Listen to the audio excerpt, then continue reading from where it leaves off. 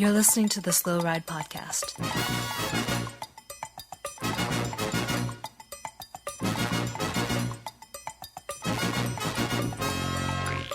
Bikes, advice, and rumors straight from the source. TheSlowRidePodcast.com and on Twitter at TheSlowRidePod.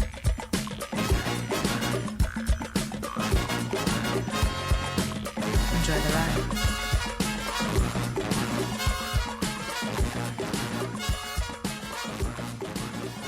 Hello and welcome to the 231st episode of the Slow Ride Podcast. This is Tim I'm sorry guys. This is your 2018 Schwamigan Throwdown winner, Tim in Orlando, Florida. This is Matt in Minneapolis. I'm a little sick today, and I'm pretty sure that's why I lost Schwamigan. Was that 2 months ago now? That's probably why. I was probably starting to get this cold when that happened. And this is Spencer in Boston, Massachusetts, where I have been working diligently all weekend to really fine-tune my excuses for Schwamigan and what went wrong. Guys, we are already almost a minute into this podcast. Mm-hmm. Let's just cut to the chase. Let's just stop the Schwamigan talk. 15-time national champion Katie Compton threw down today. And I want to give a quick shout out. Yep. The limited edition team kit that she was wearing for the one day all year that she had to wear this kit looked fantastic. And then she won in dominating fashion. Yeah. It's a little hard to find her during the race because I'm looking for a national champions kit, but she's not allowed to wear it. The greatest cyclist in the history of the U.S. at this point. I mean, the dominance of 15 straight years of winning. And let's not forget that there was a good 2 to 3 years before she even started racing cyclocross where she was a Paralympian, being the pilot of a blind tandem. So, I mean, this is almost what we're approaching close to, 20 years of peak competitive performance from Katie Compton? Yeah. Yeah, it's pretty amazing. Pretty soon there'll be women in the elite race that she has won every year they've been alive. Think about that. Yeah. That's insane. Can you imagine rolling up to the start line and you look over and the person next to you has won that race every year you've been alive? That's a good point. I mean, fantastic. Super muddy out there in Louisville. I mean, if that muddy course happened in, Austin, Texas, the trees would have died by now. Mm-hmm. The parking lot at the Biltmore had nothing on this. I mean, guys, what a performance from Katie Compton. I'm just stoked. And you know what the best part is? Wide Angle Podium sponsored athlete. Yeah. Mm-hmm. Yeah, that's something we can be proud of, and the listeners can be proud of, because if you even gave $1 towards supporting, not even us, you can think of it as supporting Katie Compton instead of us. Let's break this down a little bit. So we're a sponsor of hers. We're clearly not the biggest sponsor of the Wide Angle Podium Network, but since she's won 15 times in a row, I like to think that she has, she probably makes multiple jerseys of being the national champion. I'm willing to bet that over the 15 years, she has at least 100, 150 of these Stars and Stripes jerseys. I'm thinking Wide Angle Podium may get a jersey out of this, because at this point, we're so low on the pyramid here that there's got to be some trickle down, maybe a sleeve or something. Sleeve. But for 15 years, she's been the national champion. And I just got to say, Katie, I appreciate the thought of a national championship jersey coming to your friends here at the Slow Ride Podcast. Big fans. Yeah. But the podcast green room walls are a little bare, and would just tie the room together. Well, I was going to say I would actually prefer you don't send us the national championship jersey and you send us the jersey that you wore today, because I was all about that design, like the paisley kind of graphic. Yeah. And I was kind of disappointed that she's been national champion all year and we didn't get an opportunity to see that jersey. Well, you're just going to have to stay disappointed. I know. Yeah. That's what That's the best part. Oh man. And she did a couple of things that were great. The first was she totally set low expectations by like the press releases and her husband Mark like putting out the tweets like, oh, this could be her last year of winning. You know, kind of the straight out of the Lance Armstrong playbook a little bit, right? Like, oh, I don't know if he's got the legs this year. And then Katie comes in and just absolutely crushes it. Like there wasn't even a chance. Yeah, I mean, I see your point, but I don't know if they were making that up because, you know, she's been struggling with the asthma and with the leg issues and some viruses and things all year long. But when she's healthy, she's been crushing it. And today was no exception. It's kind of like The Wire when Omar says, when you come at the king, you best not miss. And I'm pretty sure that Katie Compton can make that saying her own because she absolutely dominated. And all the talk was who was going to beat her between Ellen Noble and Katie Keough, who have a great future in the sport and more than likely would be at the top of the world championship game. But man, Katie Compton dominated today, and it was pretty awesome to see. It was because she, if you break down the race, she had a classic Katie Compton start, which, from front row to 13th, 14th position immediately. And then like the first quarter lap, you're like, uh-oh, Katie's not there. Like, uh-oh, this is bad.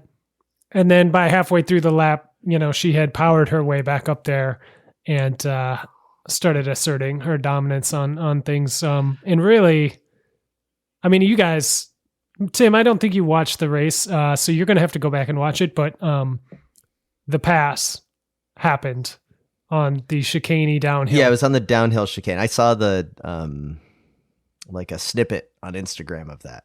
Pretty amazing. Yeah. I didn't see that. Pass was the turning point of the race. And I think if you rewind the tape back and play it frame by frame, you can see the point at which Ellen Noble's spirit just shreds apart. And as Katie sort of shoulder bumps her through the chicane and passes her. And kudos to Ellen. She tried to get back, but it was not to be. Katie was not to be dethroned today. She was not having it. It was rare form. It was awesome. So, we're soothsayers. We're well known for making the correct predictions. How many years can Katie Compton keep this streak alive? If you had to put it down now, right? Oh man. Do you think that she can she go 20? Can she go 40? This is like an auction. Do I hear 25? Do I hear 30? Well, 30 going once, going twice. I'm going to say she can't go 25, and I'm going to say she probably won't go 21 years in a row. 20 maybe stretching. Interesting. But I can kind of believe it, right? Like it's kind of like Wayne Gretzky has the most goals in the history of the NHL, and everyone was like, no one's ever going to get that. But Alexander Ovechkin is getting like a hat trick a night right now. And you're kind of like, it could happen. So could Katie win 5 more in a row and go for 20 years? Oh, she absolutely could. But things have to go her way. And generally they do. I don't think she's one to leave stuff up to chance, really. But this race in particular, man, we did our predictions a couple weeks back and we had no idea what the conditions would be like. And these were, I don't even know if you'd call them Portland-esque, cross crusade conditions, or they looked worse. Like they looked abysmal. They looked terrible. Like they turned what was in the dry 7.5 minute laps into 12-minute laps for these folks. It was a tractor pull. And so you saw the people who could just lay down power and were pure diesel riders doing really well. And that was Katie's big advantage. And that was probably Ellen's downfall because she seems to be kind of a sprint out of every corner, fast acceleration to make the splits happen, type of rider. And same with Katie Keough, who just didn't seem to have the horsepower today, but other riders did. Yeah. A couple of great rides I think we need to call out. Becca Farringer in 4th place. Power TT style rider. Just puts her head down and grinds, and she had a great ride. All the way up in 2nd place for a while there. Ended up 4th. Ellen in 3rd, and in 2nd place, Sunny Gilbert, who... Huge ride. Huge ride. I don't think anybody had her in their top 10s for predictions. No. She absolutely crushed it. Absolutely crushed it. But when I saw her on the start line, I looked over to Alex and I said, oh, she might have a really good day today. And I'm not saying I thought she would be on the podium. We have to check with Alex on this. You certainly can. But I thought back, We'll do a little I thought back to Jingle Cross, where we saw the World Cup. We saw Sunny Gilbert crashing in the first corner in that big puddle and fighting her way back from that to a really good finish. And then pretty much every muddy race so far this year doing really well and having a great season. And that all clicked to me. I was like, oh, wow, she's on the front row. And I was like, she's been actually having a really good year. And I was like, oh, she's going to have a really good day because there's so much running and her whole background is running. And she's 8 feet tall. So that was definitely in her favor. It's all that mud, there was so much running. I got to say about this race. So everybody kind of went in probably thinking Katie Compton is going to win it. Yeah. Not often do you see this who gets 2nd place. So usually 1st place is happy, 2nd place is grumpy because they're first loser. Yeah. And then 3rd place is like, yes, I made the podium. Yeah. You had the total opposite today. Katie's obviously super happy. Yep. Sunny Gilbert comes across the line in 2nd place. Ecstatic. So happy because she's first non-Katie Compton.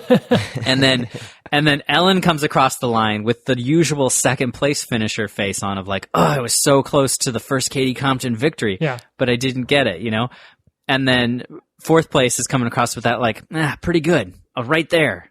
Look, only in this race with Katie Compton there is everybody's expectations shifted just enough over that 2nd place is over the moon. Yeah. Well, it's pretty nice to have the nationals, this much earlier in the season, way better than the January date, in my opinion. And the in my opinion is always what's correct. But go ahead, little guy, tell me why I'm wrong. No, I think that is true. I was going to say you were guessing 20 to 21 Katie Compton wins. I'm going to say the only chance, because we're saying she has trouble with the asthma and stuff, and now that nationals has moved up, is she'll only get max 20 because global warming and that moved up nationals date on the calendar are going to mean that the asthma season's going to last a little bit longer every year. And so I don't think another rider's going to get her. I think what's going to get her is the warming of the Earth's Mother Nature. Okay. So you're drawing a Venn diagram here of Katie Compton wins versus global warming. And eventually the pollen season is going to move far enough into December that because we've moved up nationals, that is what's going to get Katie Compton before. Well, this leads to another. Will we get to the point that Katie Compton ever loses a national championship, or as she's becomes more and more of a veteran and has been on the top of the game for 15 years, does she retire at the top? Yeah, she may not get dethroned. Does she take off the shoes and just put them at the start line, and we get that picture of just the, hey, you know what? I'm retiring on top, and no one beats her. I mean, I'm sure that's somewhere in the back of her mind after every one of these, right? But, do you want to go out with no victories? Yeah. I still remember in the beginning of our fandom hearing about a women's cyclist, Katie Compton, that had to start at the very back row at Providence and a couple of national championships because she wasn't allowed to race in women's races due to the Paralympic requirements. So she couldn't be higher than a category 3. So she had to race men's races in Colorado, and she would have to move through the entire field for those first 2 or 3 years. And she won it then. And now here she is. So major congratulations for her. Let's continue on for a little bit of cross coverage. And of course, highly recommend checking out Crosshairs Radio and then the new Wide Angle Podium show, Gravel Lot, where they're going to talk a lot about what's happening there because they were on the ground. But other good races, Stephen Hyde becomes 3-time national champion in the men's race for Cannondale Cyclocross World. Mm-hmm. Good to see him back, closer and closer to full form. And that was a great race as well. A classic Stephen Hyde race, I'd call it, where everything seems sealed up and he can manage to crash somehow in the last quarter of a lap spectacularly and almost ruin it for himself, but somehow pull it off. He had a lot of crashes. And that was Curtis White in second, right? Yeah, Curtis in second. There were crashes all around. I feel like part of Hyde crashing so much during the race was that he was obviously, like, when he turned it on, he dropped Curtis White pretty quickly there with like maybe 2 to go or something. I feel like he was just feeling the course out just in case, because he was like he was falling down and then having to just run back to Curtis White. And Curtis White was like steady the whole race, but Hyde was like trying out weird lines, eating it all the time. I don't know. Friend of the pod and sleeveless jersey for Spencer benefactor Graham Partain texted me earlier today to say, how many kilometers do you think those guys ran today in the men's race? Like a good 4 or 5K? Were they just on the bike? They were off the bike that much today? Oh, at least. Yeah. There's a ton of running out there today. Well, they changed the course today from yesterday and earlier in the week because they were getting reports of up to 70% of the course being done on foot.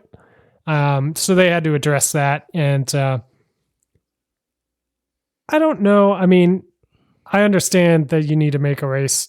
It's a bike race, right? It shouldn't be a foot race.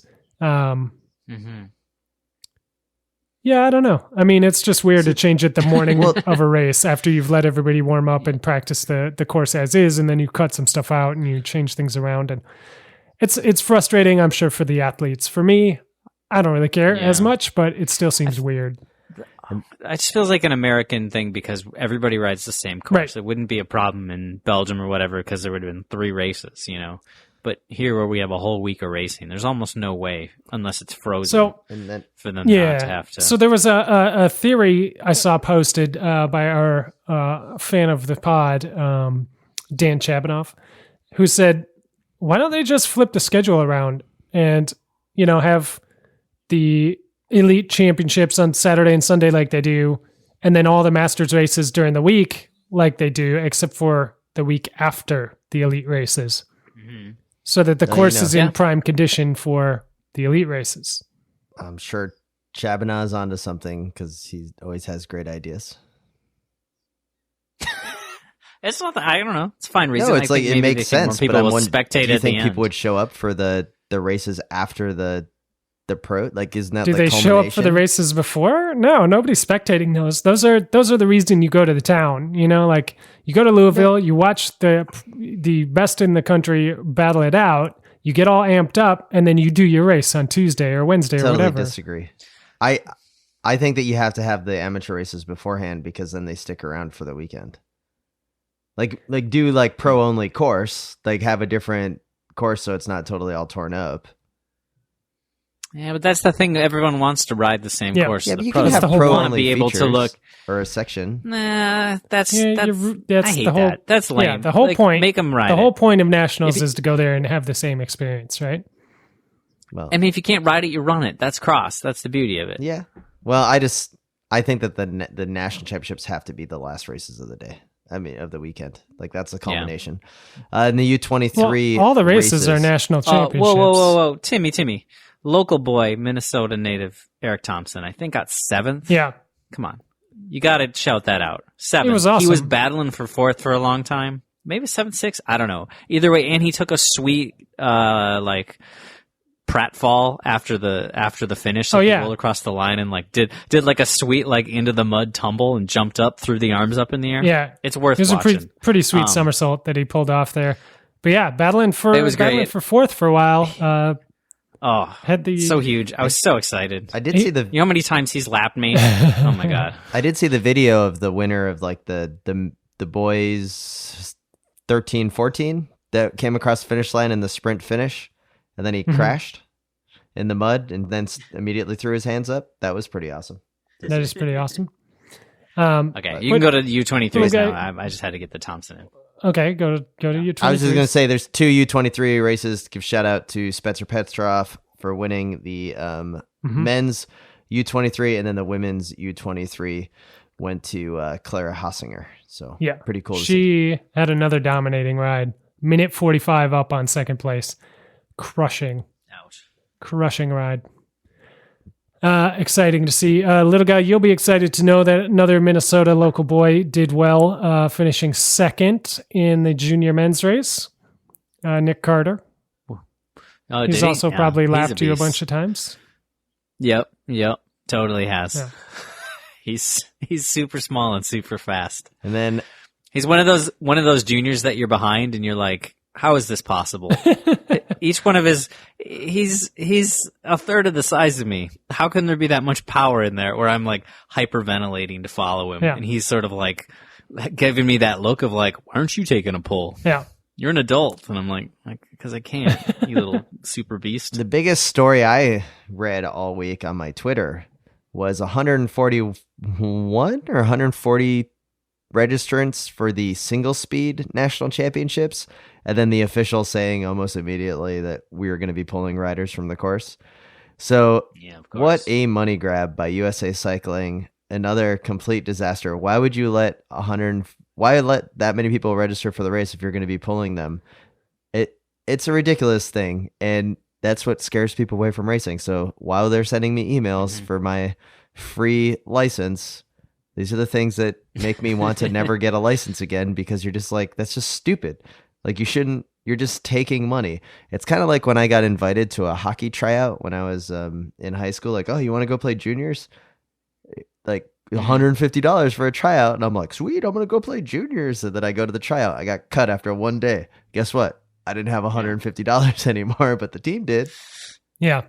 That's a good scam they got running there. They should really do, if they're going to have that many people for single speed, which you are because it's free to rock the one cog, you should really do heats. Like, just for single speed, they should do heats. You know? Yeah. I mean, it's just, what a ridiculous thing. They should do something. So I think that number that you quoted, I didn't see that anywhere. That's probably how many people actually lined up. The field limit was 175 and it sold out. So how's that possible? Yeah. You know how many people are in the peloton of the Tour de France? About 175. So imagine stuffing all those guys on a cyclocross course. That's crazy. And they made a point of lowering the team sizes because it wasn't quote unquote safe enough. On open roads, farm fields through sunflowers in the middle of France, it wasn't safe enough. Yeah. But let's jam them on a 2.5 kilometer long course, and that's only 3 meters wide, and force them to jump on and off their bikes. Anyway, total agreement. Kind of a clown show, that race, which is a disappointment because there is a jersey on the line for it. It would be a different story if there wasn't. But like, if it's nationals and there's this whole sanctity of nationals thing and whatever, then what are you doing, USA Cycling? Like, what are you doing? And friend of the pod, Jake Wells, I believe, won the single speed championship, and he won the Masters national championship, as did, he did.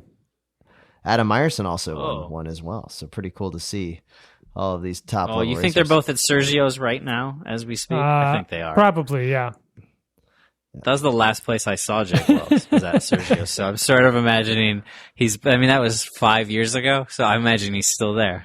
So again, our fellow compatriots on the Wide Angle Podium Network will have full recaps, I am sure, of Cyclocross National Championships. And I mentioned a little bit earlier, the new podcast that's on the network, Gravel Lot, is pretty amazing. So I highly recommend people checking it out. The interview with Bill Scheiken is pretty damn good. So tell me, what's it about, Tim? Is it about parking lots out back behind that Kmart? Well, actually, it's Route 6, recorded what's it about? on a studio that these two gentlemen built at the Biltmore parking lot in North Carolina. Like, they were like, oh, well, we're still waiting for the tram to come from Nationals 3 years ago. But no, the Gravel Lot, it's Cincinnati based, and the interview with Bill Schleichen takes a little bit to get into because we learn a lot about Bill's background. You know, I didn't know he played hockey. Mm-hmm. Like, wow, that was like a real eye opener to me. I don't know. What else do you think, Spencer? You're the one that pointed it to me, and you did a good job. It was a great recommendation. Yeah, I mean, I think they do a great job. I think that interview in particular is very good because it's their launch onto the network, which we're all very excited about. But yeah, they've been crushing it steady for a year now. They just had their year anniversary, and I don't know what to tell you besides go check it out. Really well done show, really fun banter, and really in-depth conversation. Check that out. And with that, I think we're kind of done with Cyclocross National Championships as we lead into the Cyclocross Holy Week coming up for the Christmas break as they all go to Europe, and we are ahead of schedule without the forced travel back to the U.S. for the national championships for our elite riders. You heard it here first because we were the only cycling media source to come up with this idea that upon the sale of 21st Century Fox to a variety of outlets, that Sky has pulled out all sponsorship money from Team Sky. So they only have 1 year left as Team Sky. And then Dave Brailsford has to find a new sponsor. Now, sure, the proposition is, hey, I've won 6 of the last 7 Tour de France's. You know, I'm the team that you want to sponsor. But it's going to cost you a lot of money to sponsor because there's a lot of payroll on that contract, including a young up-and-coming Colombian rider that somehow signed a 5-year contract to a team that no longer is going to have funding. Hey, that's cycling for you. Lots of contracts that last longer than the money. I still don't understand how that is legal. Every team does it. It's insane. It's so crazy. I don't know. So no one's going to come up with the money. You guys think anyone can come up with the money? No. At least to keep them in their absolutely not. current guys. I will go so far as to say no one will come up with the money. I don't even think this team will make it to the Tour de France at this point. Like, oh, I think they're guaranteed though, money-wise. I mean, I think riders are going to be bailing left and right. I think I just see them falling apart at the seams as like a unfortunate re-entry into Earth from the space shuttle, you know, like just pulling apart and bursting into flames as it careen towards the horizon. You're totally hedging our bets here. I like this, Spencer. You take that, and then I'll take the total polar opposite and say, yes, he's going to find a sponsor, and then we can claim that you heard it here first in the Slorette. I think he'll be able to find a sponsor. I think for $22 million. Do you think so? I think I thought it was 31. Whatever. I think he'll fold for 14, 15 million a year and then find others to make up for it. Now, it's like AG2R money. They're going to have to hemorrhage half the time. I have some questions for you, Tim, as our Sky expert who thinks that the team will continue and find new sponsorship. I have a couple of questions. One, do they find this sponsor before they need to sign the last contracts? Like, do they find it in October, August, something around there? Or do they find it last minute, end of December 2019? They find it at Tour de France. Okay. Now, that's what I was hoping you'd say, because that's what always happens is this announcement happens right around the Tour de France. Are they going to dump Team Sky before the Tour de France? And day one of the tour in July, they line up in their brand new kit with their brand new sponsor. Is that going to be a requirement of this new sponsor? I don't know if the UCI would allow that. Yeah, I don't think that would be kosher. If Brailsford gets a cash injection of up to $30 million in his account, I bet he will have a way to make the UCI make that okay. They may have. He's already got the 30 But don't they have sponsorship obligations for this year, for this calendar year with Team Sky? Don't they have sponsorship contract obligations with Bernardinal until 2022? That's clearly not important. I don't know. I think the check that they cut the UCI will be made on stiffer stuff than these contracts that they've been cutting. So, well, and then the worst part of it all is they unveiled their new team kit, which it's like, hey, let's just take the black and gradient it to the old Movistar dark blue, like, and then to put a stripe on the back. Like, we're like, what? Hey, at least it's not red. At least you'll be able to tell where they are in the bell. Oh, That's wow. true. I am not stoked. Here's my best Sky scenario, which kind of goes with Spencer's, is that the team kind of falls apart, but Brailsford just says, what the hell? And he throws all the guys who could be team leaders onto the tour team, but at the same time, it's total infighting madness. So you got Thomas, you got Froome, you got Wout Poels, and you got Bernal on the team in the tour, but there's no sponsor. And they all are basically riding to show that they're worth somebody picking them up for next year, and they're not just worthless baggage. And so we have 4 extra team leaders thrown into the Grand Tour with no helpers, maybe factions. Each one gets like a domestique. This could be good. This could be really like spice up the tour. I would say this is that Geraint Thomas winning the tour, you have Chris Froome. There are countless British companies that sponsor and spend a hell of a lot of money for like a premier team or championship division jersey sponsor, that if he reduces down the asking price to like, 15, 16 million a year, and then brings up the rest through, small donations, or, maybe they find their own daddy Warbucks, the way that, Education First had theirs for years, that you can kind of close that gap of need. So like I could see, like Bet UK or some kind of betting website takes the title sponsorship or something.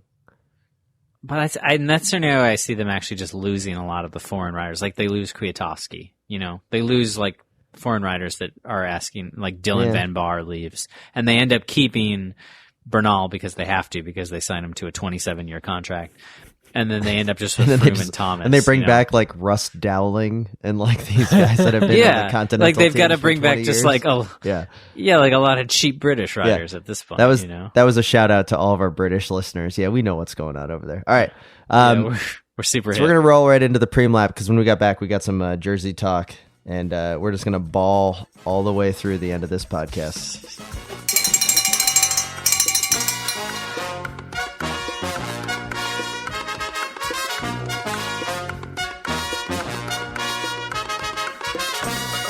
I'm Ellen Noble, and you're listening to the Slow Ride Podcast.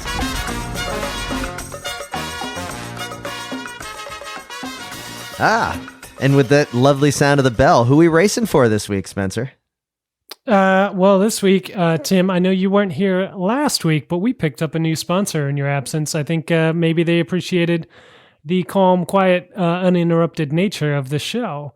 But the smooth tones. We're racing for Mapleworks Coaching this week. They are a coaching service based here in the U.S. that can help you, Tim, as a bike racer, reach that next level.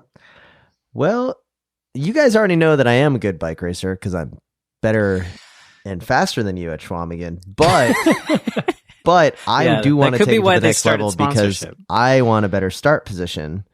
And that's determined by race results. So while I beat you guys, I was still, I've got fat tracks here. I was still a couple hundred places down. And I like to think that Mapleworks would actually be able to improve me a little bit. And well, Tim, you're in luck because they can even help someone like you. They don't have just a canned like training protocol. They work with you to develop an individualized roadmap to success. So now, it's not going to be like the old Zwift training plan where they're just like watts all the time. Like there's actually going to be like, no, exactly. Like this isn't a 4-week FTP to fitness situation where cookie cutter one size fits all. No, they do it a different way. They're not. It's not a fitness training company. It's a cycling coaching company, right? Like they're teaching you how to become stronger as a bike rider, but also how to manage the technical aspects of it, the tactical aspects of it, and the psychological aspects of it, which I know I said in my Schwamigan confessional booth, you definitely have an issue with as a bike racer. You can see your will break during races sometimes. And the fact that they work with everybody, I think, is important. So not just for me, but the fact that like my next training goal is going to be, bike touring, that there's a way that even though I'm not like national champion level in bike touring, I'm just like a weekend warrior bike tour, that I can contact them and get a training plan to make sure that I can actually complete 440 miles of fully loaded bike touring. Yeah. And they can actually set me up with to help me reach those fitness goals. Right. Yeah. And that's, like I said, it isn't hit this many watts for this many minutes all the time. That isn't the only thing that they're all about. It's about setting the best strategy and to set proper goals and objectives for you to figure out the most efficient use of the little time that you have to train. Because I know you work too much, you podcast too much, you're hanging out with little Heimar probably way too much to ride your bike enough to be a national champion level bike tourer. And that is, it's going to bite you, but with the proper planning and a good strategy, you can do it. And that's what Mapleworks is going to give you. So, all right. So, what do I need to do? Yeah. Okay. I'll just take this one then. You can head over to mapleworkscoaching.com/pod. That's POD, short for podcast, I think, for a special offer. They're going to give you a 30-minute strategy call with a coach to discuss your personal goals and objectives and any other area that you want to talk about. That's free. That's their time. They usually charge you for that. And if you go to mapleworkscoaching.com/pod, that's going to be free. 30-minute call right there. No obligation. Check it out. See what their offer is. See what they can do for you. And, see if you can take it to the next level. See if you can beat Tim at Schwamigan next year. That's a pretty good idea. So, thanks again for Mapleworks Coaching for coming on board. That's mapleworkscoaching.com/pod, and check it out. And as mentioned earlier, we are a member of the Wide Angle Podium Network. You can head over to wideanglepodium.com to check out our fellow brother and sister shows. There's a variety for all independent cycling media podcasts. It's so good. I love everything on there. And you can also get the link to the Grimpeur Brothers full Schleck coffee. So head over, check that out. And Spencer, speaking of Grimpeur Brothers, I'm pretty sure there's a new coffee blend coming on board. There is. We've got a new espresso blend coming called Cyclocross Friends in honor of Bill over there at Cyclocross Radio, his infamous maybe, intro to his show. And that one will be live shortly. All the info is over. All the beans are there at Grimpeur. They'll get it on the website as soon as Dan is back from Nationals, where he was serving up some hot bean water for all the fans of cyclocross out there, doing his thing as he always does, supporting the sport. So, jump on over to Grimpeur Brothers and check out the full Schleck and grab some espresso as well when that is available. That's right. And then, yes, check that out. And then the final thing I want to mention in the Preem-Lap, guys, is that we have 3 episodes up of our Slow Ride Reviews podcast. So check that out. It's in its own feed now. So new episodes will be only appearing in the new Slow Ride Reviews feed. We've got a variety of things coming on board. Thanks for everyone that's reached out to us to review and give a no-nonsense review. Check it out. I've been pretty stoked. We've got some emails coming up in the mailbag that have to do a little bit about that, to give you a little bit of a taste. And Yeah, so if you've got any suggestions, if you run a company and you want to send us something to review, we're happy to do it. Get in touch at the slowridepodcast@gmail.com. And if you are interested in listening to our review show and haven't done so, search for it on your iTunes, your Google Podcast, whatever your podcast player is, Slow Ride Reviews. Type that in and you will find it. Or you can just find it on the Wide Angle Podium app, which is also available inside the Google Play or iTunes store. And with that, let's get back to the show. Cool. This is Stephen Hyde with Cannondale, cyclocrossworld.com, and you are listening to the Slow Ride Podcast. Yeah? Yeah. All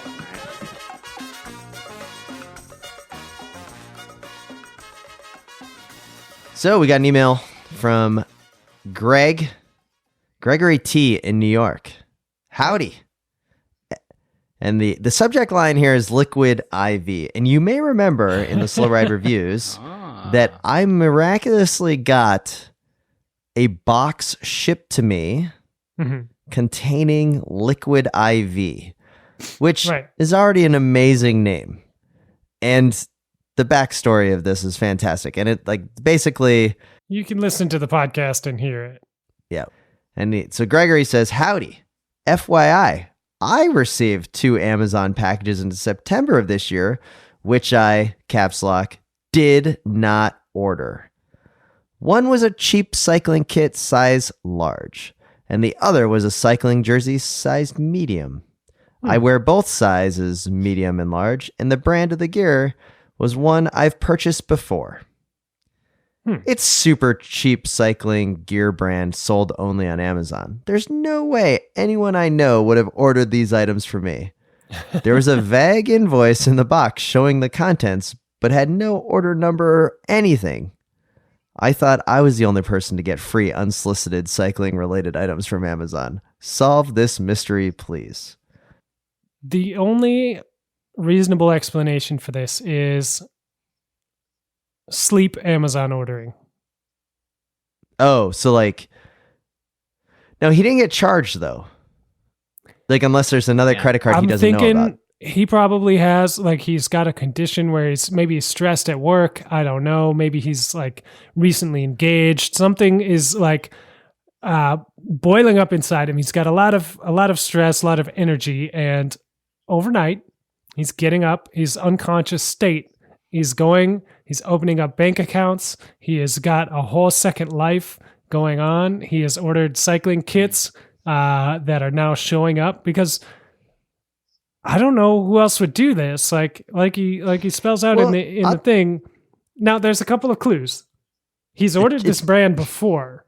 Yes, and it's very cheap. So I wouldn't be surprised that a company that makes its living on Amazon selling really, really, really cheap cycling gear.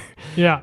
Doesn't really have its act together. It's yeah. Whoa. Yeah, I was going to say, logistics wise, years ago, Caitlin ordered some hubs off eBay and she got them from some power seller dude. She got them 4 days later, super quick.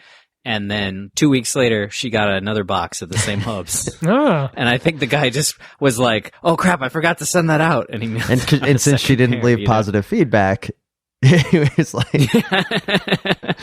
either way, it was one of these oh wow, okay, this is pretty cool. So Spencer, you're thinking sleep ordering. I think that the clues are clearly that this company sent this out to him. You think so? It was obviously his sleep wife. If he has this whole second sleep life, what's not to say that his sleep wife didn't just get him this as a present because she knows that he likes it? That's a good point. It could be if it's not on his... maybe it was on his wish list. Okay. Which leads to wonder that I never put Liquid ID in my wish list, so I thought that maybe that would be lit. How many people out there are getting random Amazon boxes that they didn't order? Because I don't get any, and I'm not saying, I want a bunch of, cheese slicers and random, boxes of tissues and things that people order on Amazon all the time. But maybe every once in a while, something free would be nice. Well, we've got another email here from Joe Huber, an invitation to an adventure. Hello, 1 year listener here. I enjoyed listening to the $1 Million Tim episode, especially about the bike adventure the three of you will be going on. I'd like to invite you to a shorter distance ride in the Pacific Northwest, Seattle to Portland. But that will have just as much adventure. Okay, maybe I'm overselling it a bit. Bob trailers not necessary.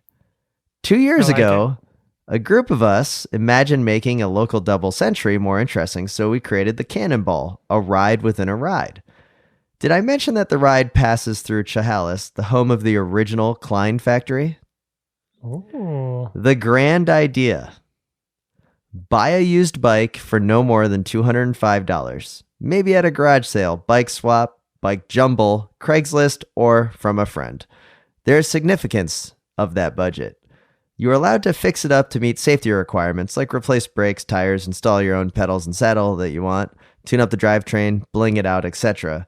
The more classy and or goofier the bike, the better. Schwinn Latour 2, of course. Soft ride. I'm already jealous that you found one for $205. Elliptigo? You mean Ellipta yes? This is the third year, so the bookend of the Cannonball trilogy. In the inaugural edition, the theme was, Are We Really Doing This? For number 3, the theme is Undeserved National Champions. So find a national championship jersey that you did not earn. The more obscure, the better. I'm already knowing which one I'm going to wear. It's going to be the Ivan Stevic Slovakia. I was going to say, I think we've got one on the way, from Katie that we didn't earn. So now prepare to make history. So guys, 205 miles. This is a much more reasonable distance. I'm into this so far. Yeah, but it's over a shorter. And enjoy the period rolling of time. camaraderie of the Cannonballers with each mile.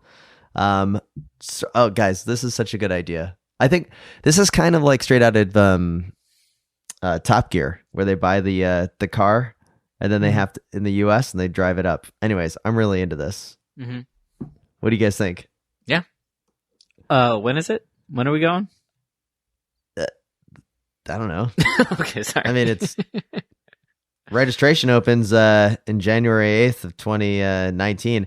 Although I don't know if I'm gonna be able to do it. But anyways, guys, this is a brilliant idea. I love it when people come up with things like this. $205, little guy. You'd probably win this just going away with the $205 like budget limit. Like you already know what things are known. You probably already have a group set like waiting, so you just buy the frame. Actually, you'll just go find the frame locked to an abandoned frame. Yeah. Well, that's why I'm gonna stay low. Be able to stay within budget because I'll just find the bike. Mm-hmm. And then I mentioned last week that we have been hit up a couple times about a bike that people thought would be perfect for me. And it was a Klein Performance, 1993 Klein Performance touring bike. Okay. With including front and rear rack, Brooks Cambium saddle, a sweet frame pump.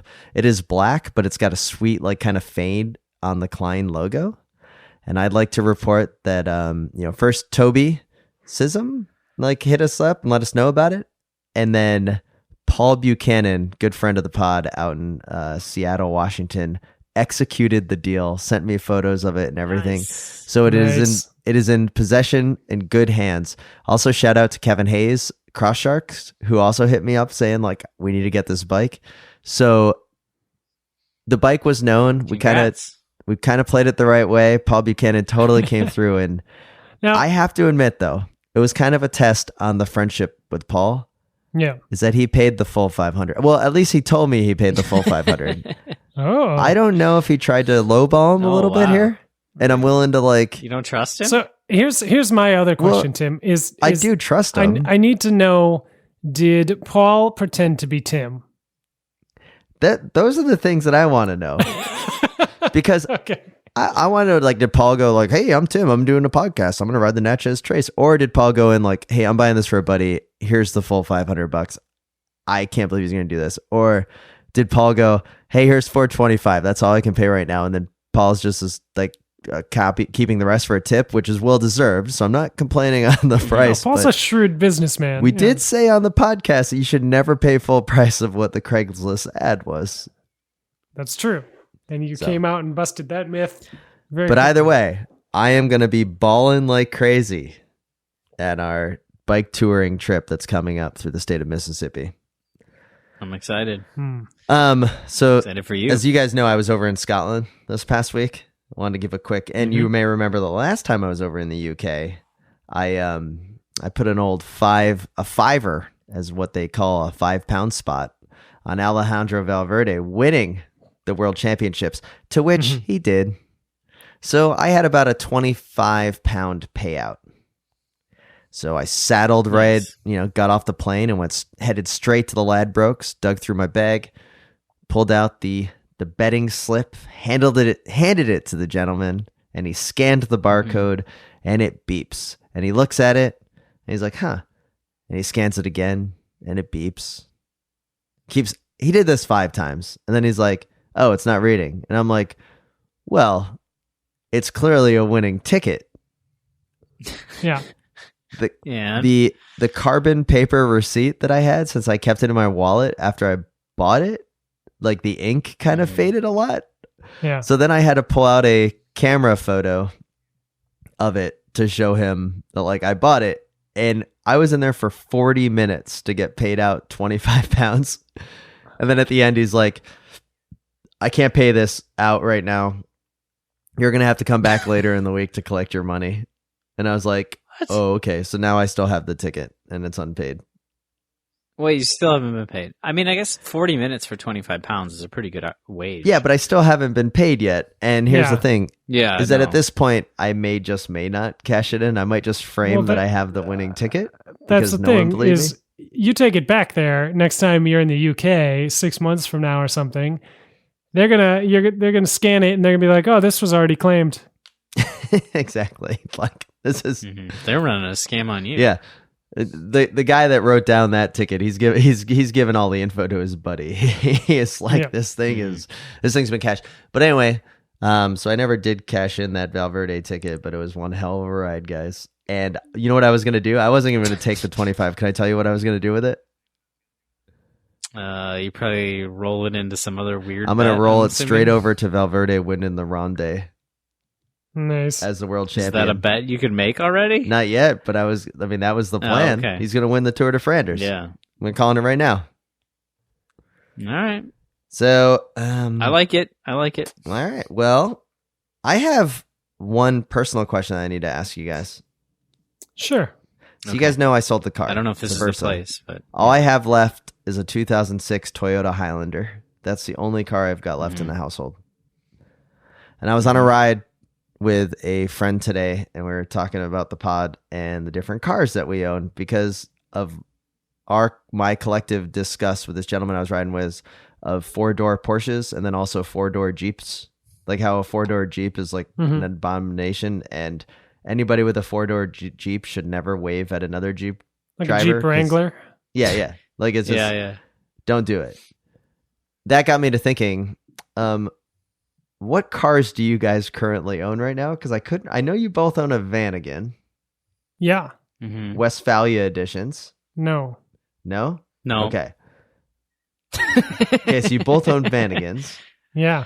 We also Madigan's. We both own and GM. I've they're actually both owned. working. I've owned both of these Vanagons. Yeah, Okay. Spencer's owned both these. So they Vanagons. both work, correct? Yeah. Yeah. Okay. Spencer, then you also have, I believe, a Jetta or a Passat, right? No. I have a Golf Sport Golf. wagon. Okay, but you have another Volkswagen. Yeah. Okay, and that's it in your household. Little guy, how many cars do you own? I'm curious.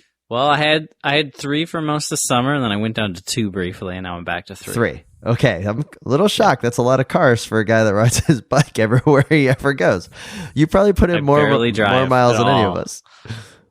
Yeah, I barely drive ever. So you got the Vanagon. Yep, I got the Vanagon. I got the super rusty 93 Subaru Loyal wagon that I've had for 2 winters. Okay. And I think about exactly 2 years ago. So that is going to go away soon because it is made of dust at this point.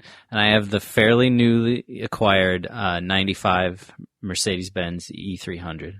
Okay. That Spencer was lucky enough to call me yesterday while I was out driving it, basically for the first time since I bought it. I bought it about a month and a half ago, but I knew I had a bunch of work to do on it, and I've been ticking away at it on the weekends.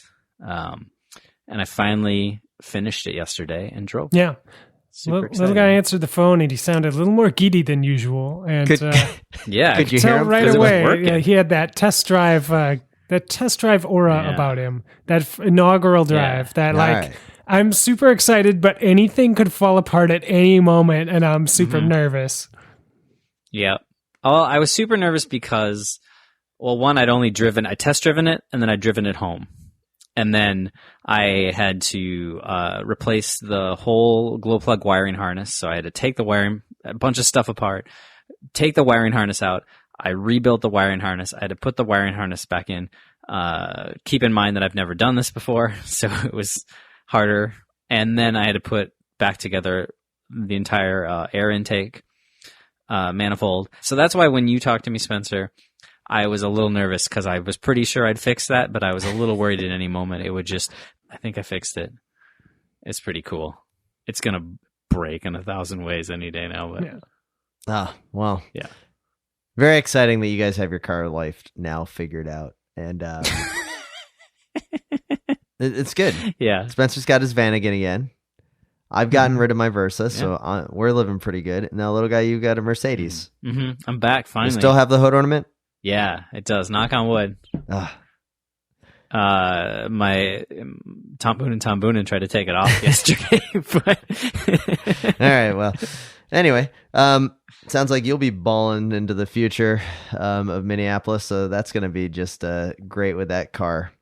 Anything else you guys want to talk about in the world of balling, man. Bikes and cycling? I got a ball. Well, congratulations to Katie Compton, who continued to ball through the entire 15 years of being a national champion. We are very excited to work with you, Katie, and proud of you. And you are hands down the greatest cyclist to ever wear a Stars and Stripes jersey. Even better. What about George than Hincapie? George Hincapie. So. All right. All right. With that, we'd like to thank you for listening to the Slow Ride Podcast. You can always email us at theslowridepodcast@gmail.com. Tweet and follow us on Instagram at the Slow Ride Pod. And I'd like to thank BK1 of Rhymesayers Entertainment for the intro and outro of this from Radio Do Cannibal.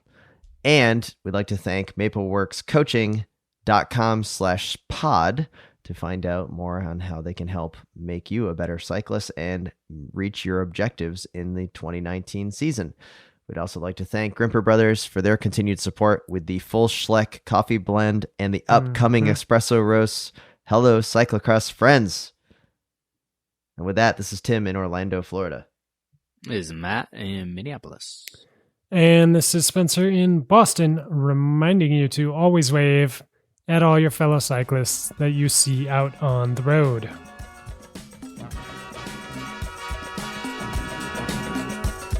The Slow Ride Podcast. Bikes, advice, and rumors straight from the source. TheSlowRidePodcast.com and on Twitter at The Slow Ride Pod.